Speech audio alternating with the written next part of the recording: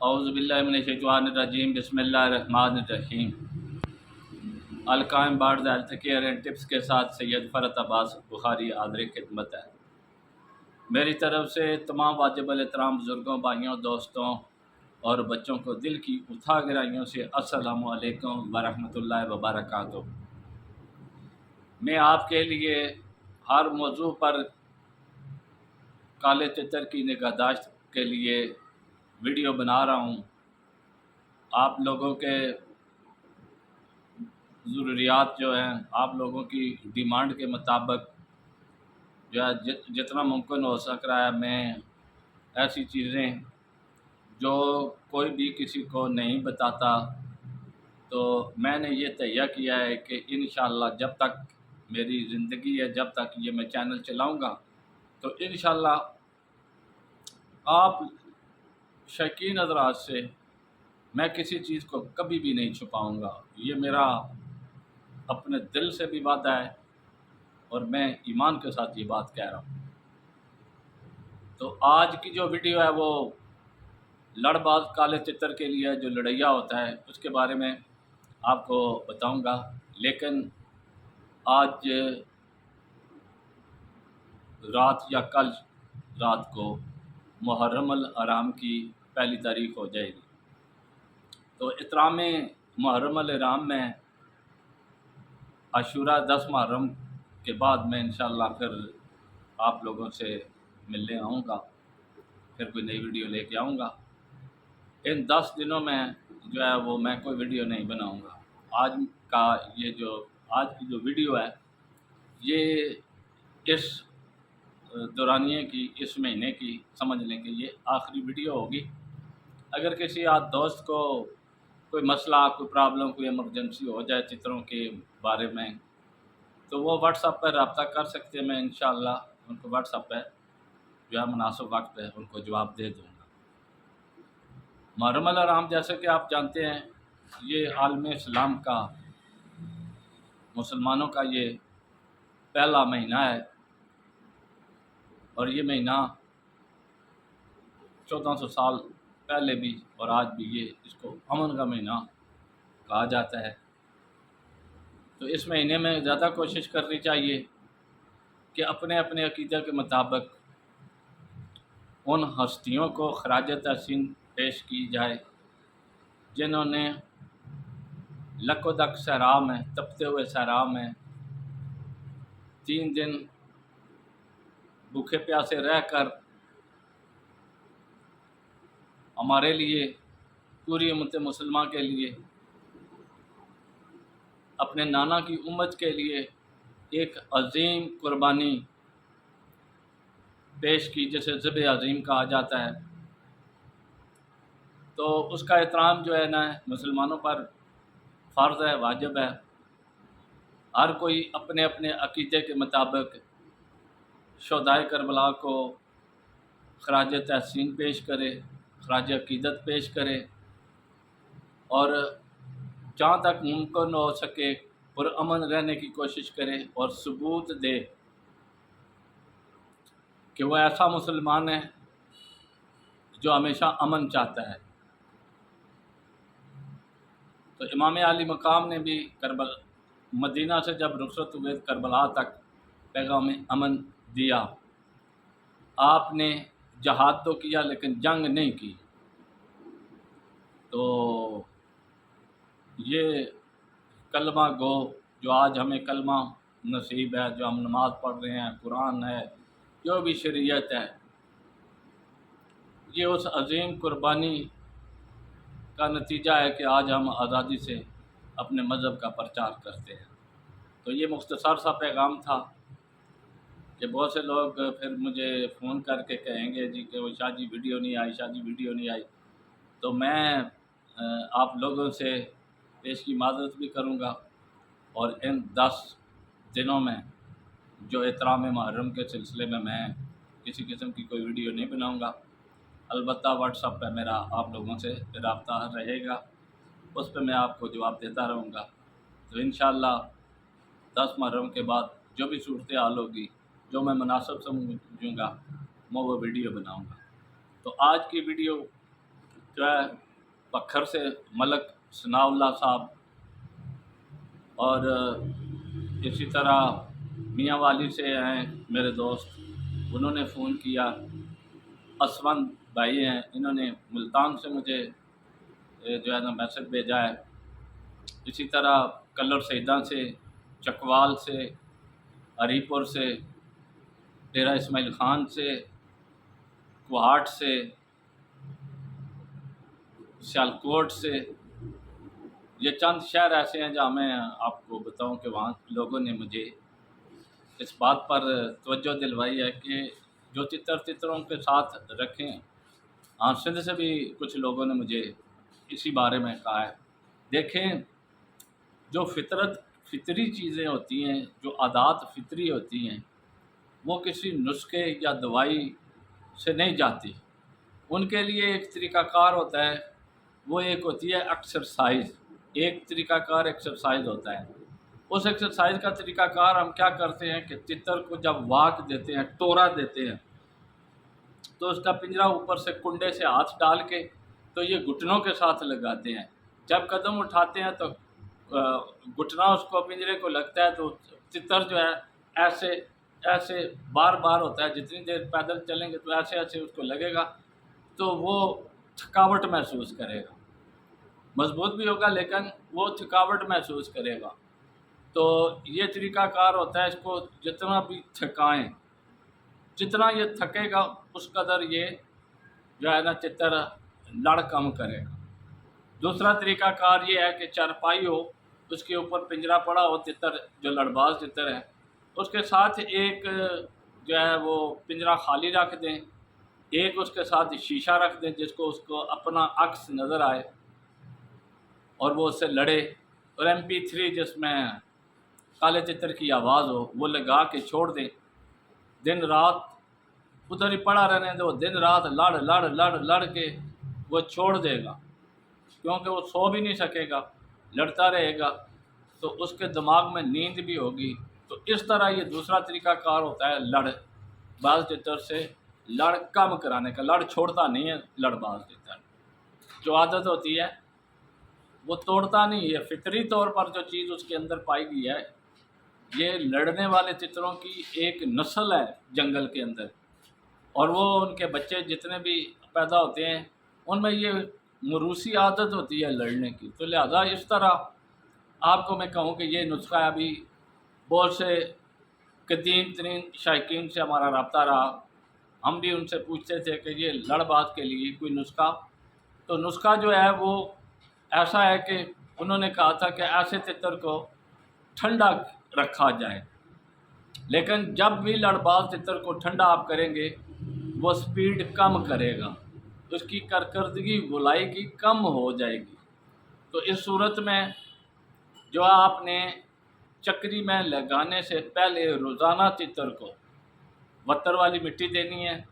Torah جیسے میں نے بتایا، اسے گھٹنے کے ساتھ پنجرا لگائیں اور چلیں، اور گھٹنا اس کو لگے، پنجرا ہلے، اس سے ایک تھکاوٹ ہوگی، آدھا گھنٹہ اس کا ڈیلی اس طرح کا ٹورا ہو، صبح شام، یہ ٹورا ہے۔ دوسرا جو میں نے بتایا کہ شیشہ رکھیں، پنجرا خالی رکھیں، اگر 2 پنجرے ہوں تب بھی وہ یہ سمجھے کہ میرے ساتھ دوسرے تتر لگے ہوئے ہیں۔ MP3 میں اس سے آواز نکالیں، آخر تنگ آ کر وہ لڑ چھوڑ کے بلائی کی طرف آئے گا۔ دوسرا یہ ہے کہ آپ ایسے تتر کو دانہ خوراک ایسی ڈالیں جس میں گرم اجزاء بالکل شامل نہ ہوں، ٹھنڈے بھی نہ ہوں، جیسے خمیرہ جات ہیں، یہ خمیرے جتنے بھی ہیں یہ ٹھنڈے ہوتے ہیں۔ تو تتر کو نزلہ ریشہ بھی خمیرہ جات کی وجہ سے ہوتا ہے، یہ بھی میں آج آپ کو بتا دوں۔ ہم خوراکوں میں تو بتاتے ہیں، لیکن جو ہم توڑ اس کا بتاتے ہیں، کالی مرچ وغیرہ، کہوہ وغیرہ، یہ ساری چیزیں میں نے بیان کی ہوئی ہیں۔ تتر کی نگہداشت کے سلسلے میں یہ ساری چیزیں ہیں۔ اب آپ نے کرنا کیا ہے، جو لڑ باز تتر ہے، یہ انگل کی پور ہے، یہ شہادت والی انگل ہے، اس کی یہ ایک پور ہے۔ ہر انگل میں 3 پوریں ہوتی ہیں، یہ اوپر کی جو ایک پور ہے، کسی کی چھوٹی ہوتی ہے، کسی کی بڑی ہوتی ہے، یہ کوئی سوال نہیں۔ ایک پور کے مطابق آج کل پھل چلا ہوا ہے آڑو کا، کھٹا نہ ہو، میٹھا ہو، آپ چکھیں، وہ اس میں ترشی نہیں ہے، مٹھاس ہے، انگل کی پور جتنا کاٹیں۔ سیب ہے سبزی مائل سفید جو ہوتا ہے، اس سیب کو کاٹیں، اس کی بھی ایک اس پور جتنی اس کی گری نکالیں، سیب کی باریک باریک کاٹیں۔ اس کے بعد کدو شریف ہے، اس کو بھی آپ نے اتنا کاٹنا ہے۔ اس طرح آپ نے اگر مٹر مل جائیں 3-4 یا 8-10 دانے مٹر کے باریک کاٹ کے وہ آپ ڈالیں، ایک پودینے کی پتی، مرچ کے چھوٹے سے 1-2 قطلے، ٹماٹر وہ بھی اس پور جتنا چھیل کے باریک باریک کاٹیں۔ اس کے بعد تھوم کی باریک ایک گلی جو ہے وہ آپ ڈالیں، تھوڑی سی معمولی سی، یہ چنے برابر، ادرک بھی آپ ڈالیں، تو یہ ایک سبزہ تیار ہوگا۔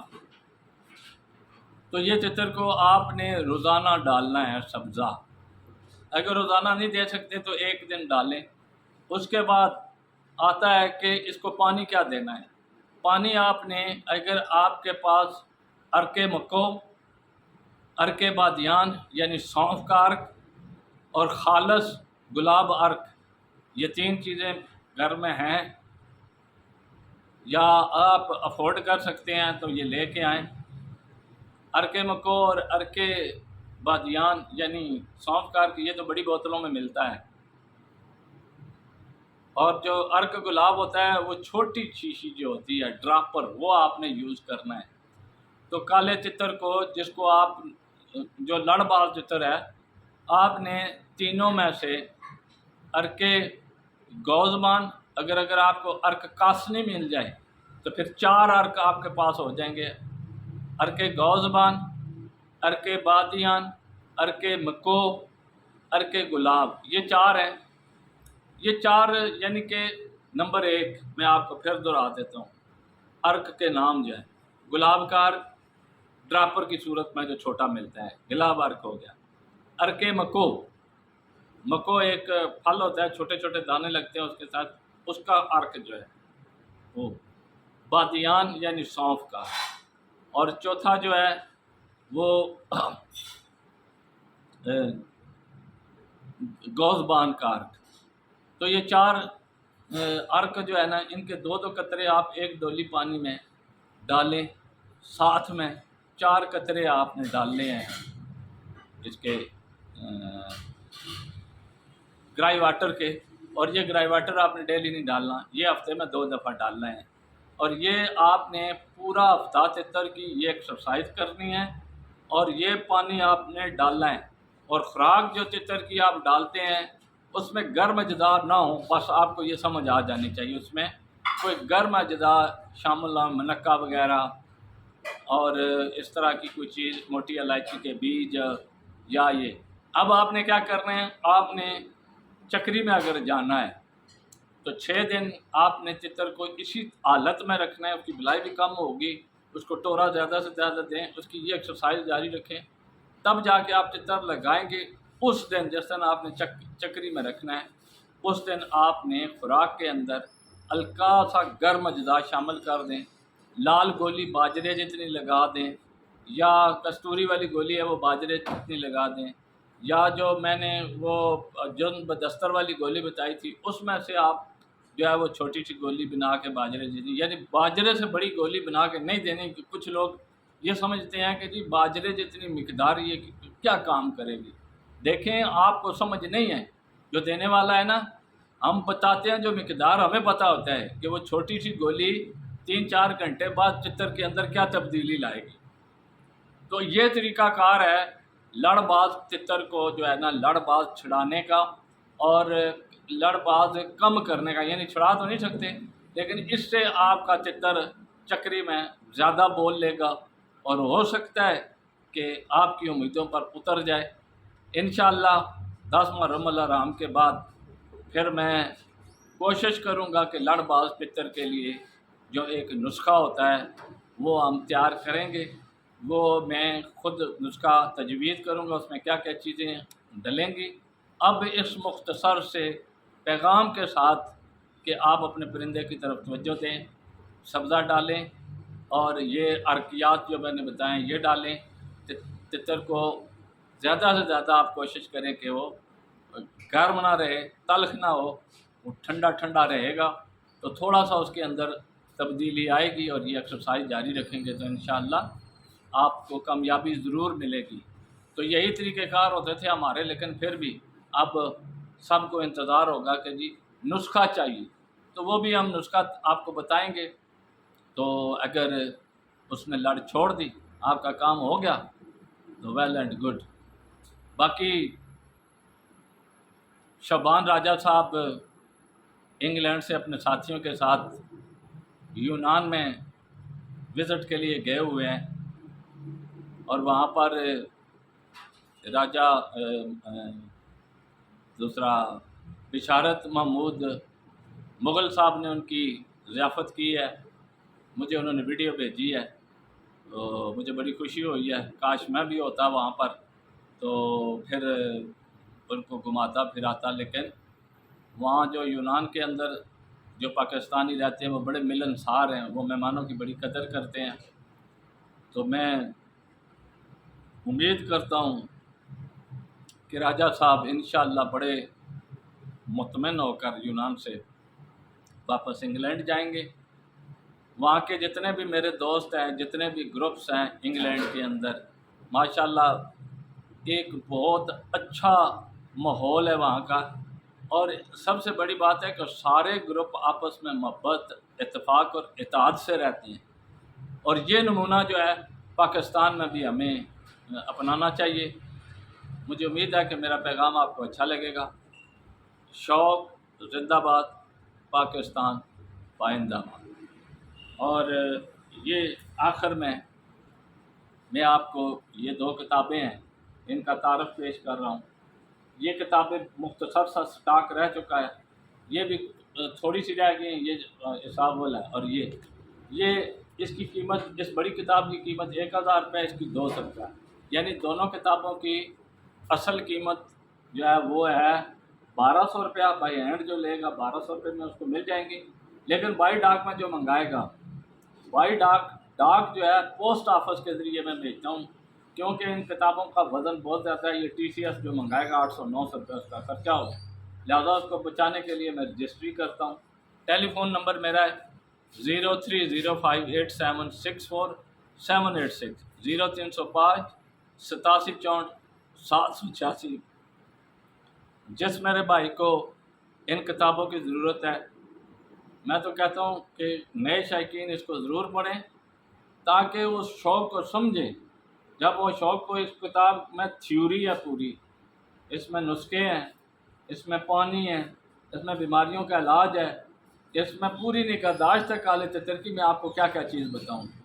तो आप इस किताब को जब पढ़ेंगे, आपको काले तितर के रखने के, निगहदाश्त करने के सारी मालूमात आपको मिल जाएगी।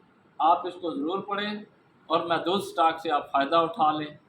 तो फिर इसके बाद हमारा तो फ़िलहाल कोई ऐसा प्रोग्राम नहीं है कि मैं कोई नई किताब जो है प्रिंट कराऊँ।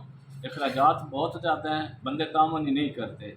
हाँ, अगर मेरा नेट के ऊपर पैगाम जा रहा है, जो लोग ये चाहते हैं कि मैं तीसरी किताब लिखूं, उन लोगों से मेरी गुजारिश है कि वो लोग अपना तारफ़ भेजें और मुझे बताएं कि हम आपके साथ कितना ताउन कर सकते हैं। तो ज़ाहिर बात है मैं अकेले ये अफोर्ड नहीं कर सकता। तो शौक़ के लिए सबको मिलकर काम करना चाहिए, सबको काम करना होगा, तब ये निज़ाम जो है आपका आइंदा नस्लों तक कायम दायम रहेगा। वस्सलाम, पाकिस्तान ज़िंदाबाद।